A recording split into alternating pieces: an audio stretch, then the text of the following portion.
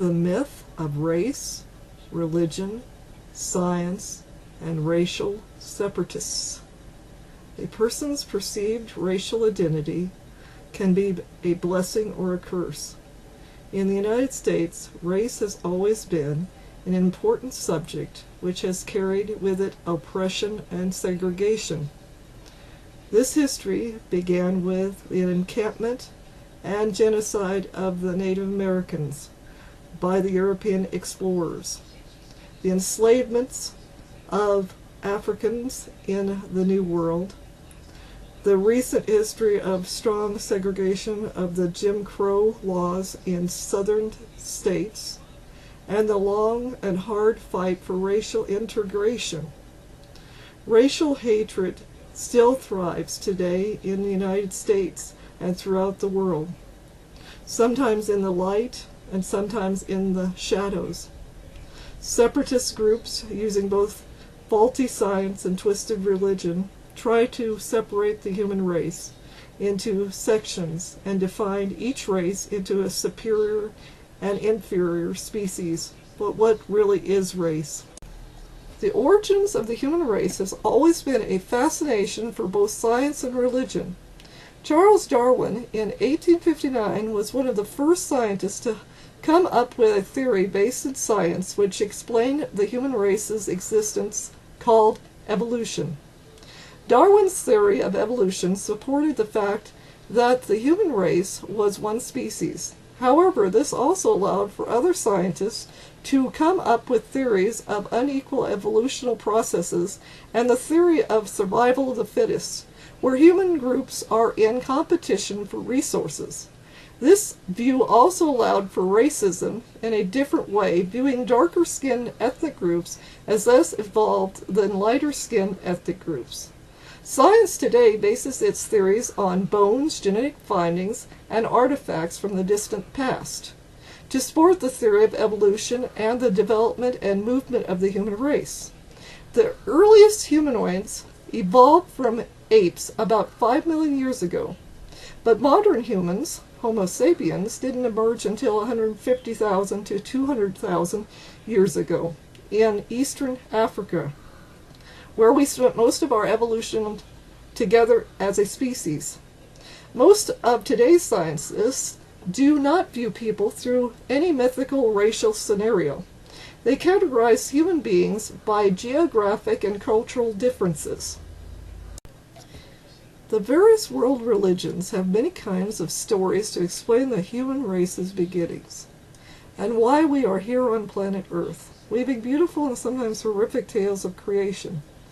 In the Hebrew Bible's Genesis, the human race began with Adam, a being sculpted by God from the earth.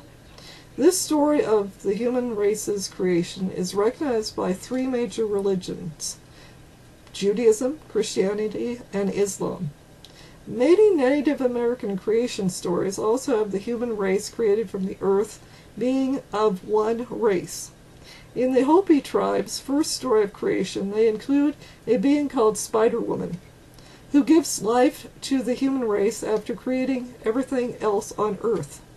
In this story, the human race slowly separates, going to different parts of the world, causing conflicts within the human family, and forgetting the Creator. Finally, they are destroyed and recreated. We may be being created right now. In most of these creation stories, the message is the same. We are one species. To go against your fellow human being is to sin against a creator. White separatists in the United States and throughout the world have a different viewpoint on the origins and the definition of what race is. They have used science and religion for hundreds of years to categorize humans into races and even different species for their theories and beliefs.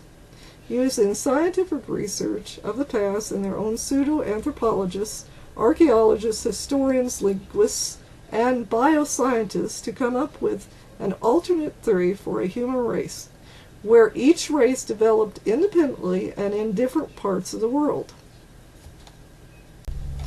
Religion has also played a part in separating the human species, Using stories of creation to support their viewpoint, the Christian identity movement, which started in England, and other separatist Christian sects throughout history have used religion to support their theories of racial divide. They have used both the story of Christian creationism and the mythical Tower of Babel, which they believe is God separating the races once again. Followers of this form of Christianity believe that the separation of the races started even before the Garden of Eden itself, using creationism instead of evolution to support their theology of racial separation and racial purity. Non-whites are viewed as soulless beasts, which must be controlled or exterminated for their own good and to protect against racial or species mixing. Jews are viewed as the children of the devil, which the serpent represents, and a danger to the white race and Christianity itself.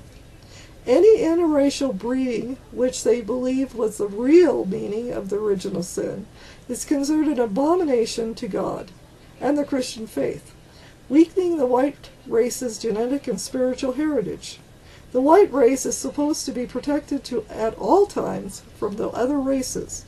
The mythical white womanhood is to be protected because women are the doors to the white race's future generations, and they have inherited Eve's weakness for interbreeding with the other species. A white woman's primary job is to ensure that the white race continues by picking a husband who is racially pure and having children and educating them about the importance of the white race and its purity. White Christian separatists in the United States believe that at some time there will be what they call a race war, where the white race will have to battle against all the other races on Earth, and that they will have to forcibly take the United States back from non-whites. Some of these groups believe this is already beginning with what they call the cultural war. The movement teaches its followers not to trust the United Nations or the United States government, which they believe are backed by the Jewish agenda to destroy the white race and take away its God-given rights and country. Equal rights laws and affirmative action protections are viewed with mistrust because separatists believe these laws are made to take away the mythical white man's power. They also view hate crime laws as a push towards this perceived race war, where they are prosecuted for doing their creator's work. The theory that the human animal is separated into different races is a very young one. Even slavery predates the belief in different races and was the product of conquest and power, not physical differences between people. Ancient societies like the Greeks did not divide people according to physical distinctions, but according to religion, status, class, even language. The English language didn't even have the word race until it turns up in a 1508 poem by William Dunbar referring to a line of kings. Science today shows us that we are one species, not different subspecies. The human race has traveled and adapted to many different environments, which have changed our body size, type, and appearance. We have also seen recessive genes add to the different types of appearances that one may encounter in the human race. Examples include blue eyes and red hair. Ancestry controls what your appearance and genetic makeup will be, not race. Skin color really is only skin deep. Most traits are inherited independently from one another. The genes influencing skin color have nothing to do with the genes influencing hair form, eye color, blood type, musical talent, athletic ability, or forms of intelligence.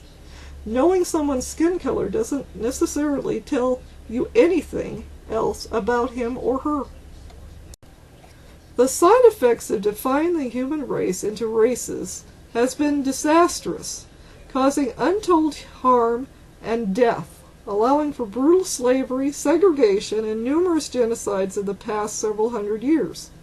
In the United States, racial separatists have committed numerous terrorist attacks on African Americans, Jews, and other ethnic groups, burning and bombing churches, synagogues, and businesses. They have murdered their fellow human beings without legal ramifications, using constitutional protections to back their agenda and actions. Today, these white separatist individuals and groups pose a danger not just to the individual, who is the perceived other, but also to the security of the countries they inhabit. Separating people into races and even species is scientifically and spiritually wrong. The theory that the human animal is separated into different races is a very young one, and hopefully it can be reversed. With cultural and diversity education, we call ourselves evolved and have the brain power for many great things, yet we look toward our own species with hate, seeing simple differences as an excuse to do inhumane and ungodly crimes against each other. So are we really as evolved as we profess to be? This question may never be answered if we do not want to even admit there is a problem.